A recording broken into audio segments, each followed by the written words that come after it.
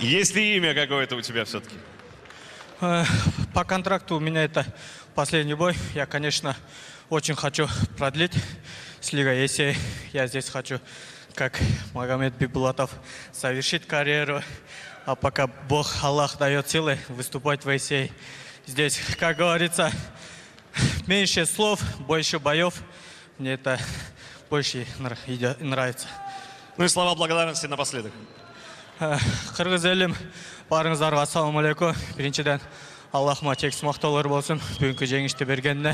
Екіншіден, менің ата-енеме, үй бүлеме, аялыма, балаларыма ушул жеңісті арнайым.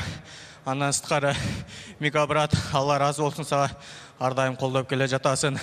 Өтүп кеткен жеңемдин туулган күнү менен куттуктаймын. Андан сырткары, менин жакын байкем Эрлан акама чоң рахмат, Алла разы болсын.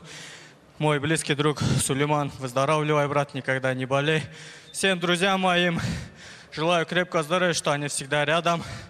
Всем ассаламу алейкум. Даня Рака, я же говорил, всему свое время, иншаллах, я рад за вас. Всему Кыргызстану ассаламу алейкум. Я в этом году провел всего лишь 2 боя. Я не привык так редко драться. Я хочу драться часто, в год 4-5 раза. Если лига позволит, я бы хотел подраться в январе или феврале. Асланбек Бадаев, Алексей Яценко, Руслан Хабзиев.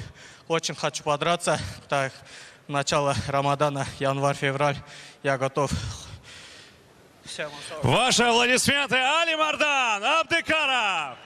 И моему углу Шамилю Алибатуру, Гази тренеру, Курбан брат, Айбек Ака, чоң рахмат, что приехали. С таким углом я не должен был проигрывать сегодня. Ассаламу алейкум.